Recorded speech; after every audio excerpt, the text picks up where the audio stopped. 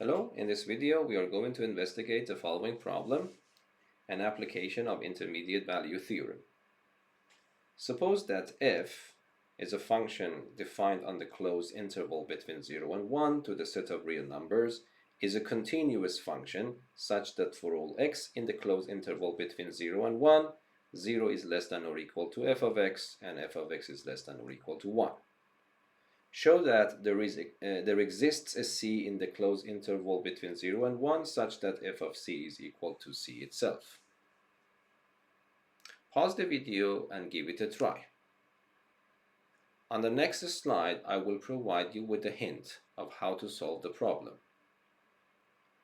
If you don't want to see the hint before giving it a try, please pause the video at this point.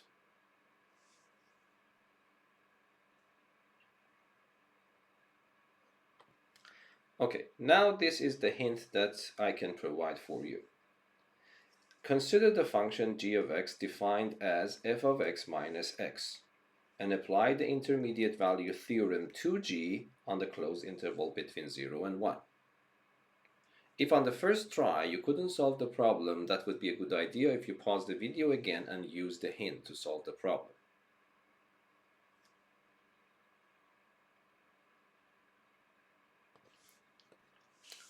Okay, so these are the assumptions we have. We know that f is a function defined on 0 and 1, on the closed interval 0 and 1, and we know that the function is continuous on that closed interval. Moreover, we know that whatever x I choose from this interval and calculate f of x is maximally 1 and minimally 0. Under these assumptions, we want to show that at least there is one c in this closed interval for which f of that number is equal to the number itself. Of course, we can immediately use the hint and start solving the problem, but it is always to understand intuitively what the problem is trying to convey to us. And here it's very simple, and when I explain it, you will see that it's extremely simple idea. Okay, so let me, for example, set up a coordinate system to understand what the problem means geometrically. Okay, and you see that x is between 0 and 1 and the outputs are also between 0 and 1. So everything is happening in the unit square, okay, with one corner at the origin. Okay, so let us, for example, draw this unit circle here, the unit square here, for example, if we assume that this is 1 and that's also 1. So what we know here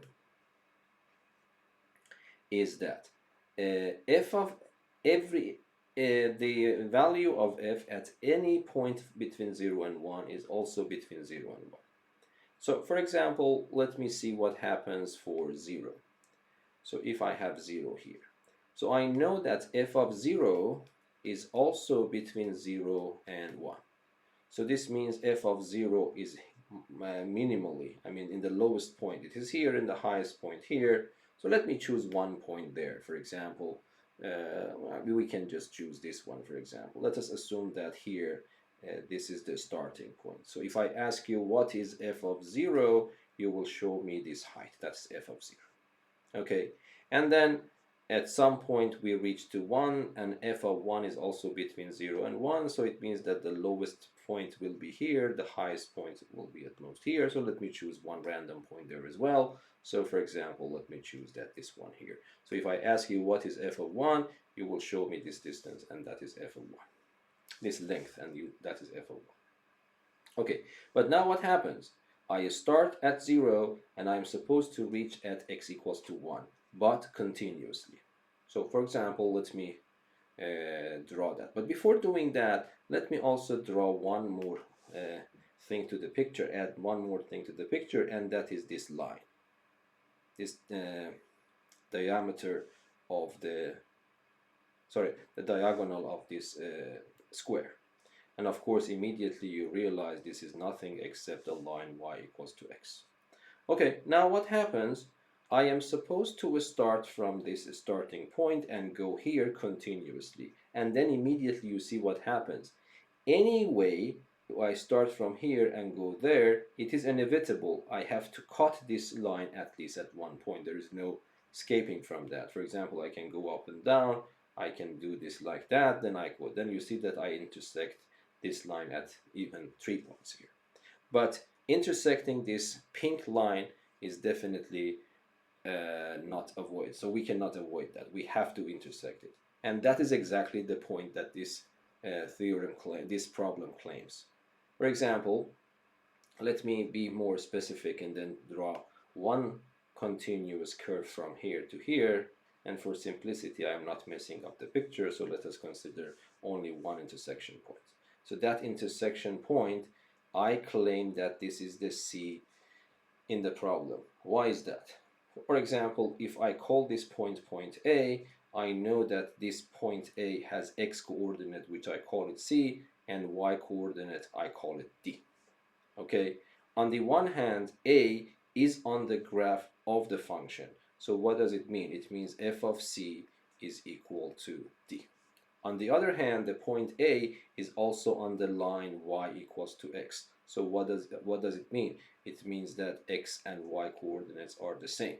And then from these two, I can immediately realize that f of C is equal to C, and I was able to show that this is indeed true, because you see, this C is the C claimed by the problem. So geometrically, it was very simple to understand the problem. But now we have to use mathematical rigorous arguments to prove this. Okay, in order to do that, first, before using the hint, I would say that what is f of 0?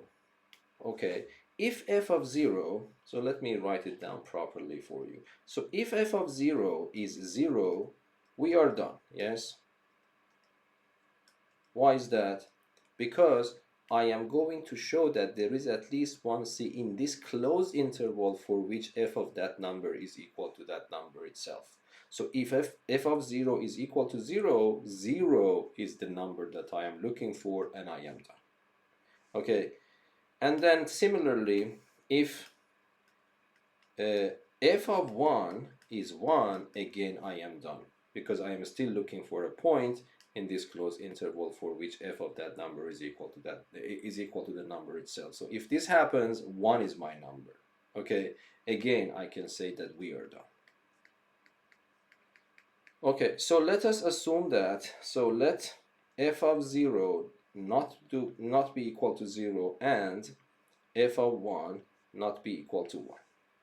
Okay, then what happens? On the one hand, f of 0 is greater than or equal to 0 based on this part of my condition, and I know that f of 0 now is not equal to 0, so there is only one opportunity for, so one option left for f of 0. So therefore, what happens? F of 0 should be greater than 0. And what about f of 1? F of 1 is less than or equal to 1, because this holds for every x, including 1. But here I am assuming that f of 1 is not equal to 1, so it means that f of 1 is strictly less than 1. Okay, so what I'm saying is that if this is the case, we are done. If this is the case, we are done. So let us assume that neither this one is the case nor that one is the case. Then it means we have to admit that f of 0 is strictly greater than 0 and f of 1 is strictly less than 1 because of this condition. Okay, now I use the hint given in the problem. So the problem tells me that define a function g so that the g has the same domain as 0 and 1, and it is defined in this way. Okay, f is continuous on this closed interval. Y equals to x is also continuous. So we have a theorem that the difference between two continuous functions is a continuous function. So this means that definitely g is a function which is continuous on the closed interval 0 and 1. But on the other hand, what we know is that when I calculate g of 0, what happens? It becomes f of 0 minus 0. So if I want to calculate g of 0, I have to replace x with 0 everywhere. So the answer becomes simply f of 0. But now, because of this assumption, f of 0 is positive. So I was able to show that g of 0, defined in that way, g is defined in this way, is positive. And now let me calculate g of 1. If I calculate g of 1, it means that I have to replace everywhere x with 1 everywhere. So it becomes f of 1 minus 1. But look, here f of 1 is strictly less than 1. So f of 1 minus 1 is a negative number. So what I learned is that g of 0 is positive and g of 1 is negative. Okay, so what does it mean? It means that in principle g of 0 times g of 1 is negative, and g is continuous on the closed interval 0 and 1. And that is exactly the content of the intermediate value theorem. So according to intermediate value theorem, what I can conclude there is a C where in the open interval between 0 and 1 such that g of C is equal to 0. But what is g of c? G of c is nothing except f of c minus c, because when g of x is f of x minus x, g of c is f of c minus c, and I know that f of c minus c should be equal to 0. So what does it mean? This means that there exists a c between 0 and 1 such that f of c moving this c to the other side, I have f of c equals to c, and then I am done. So this means what? It means that if f of c is equal to c, f of 0 is equal to 0, this number c claimed by the problem is 0 itself. If f of 1 is equal to 1, this number c claimed by the problem is 1. And if neither this one is correct nor that one is correct, using this definition and intermediate value theorem, I can prove that there exists a c in the open interval between 0 and 1 such that f of c is still equal to c. So it means that in all possible cases this is guaranteed, and this is also very obvious from this geometrical picture. I hope that this video was useful for you. Until the next video, be safe and goodbye. Thank you.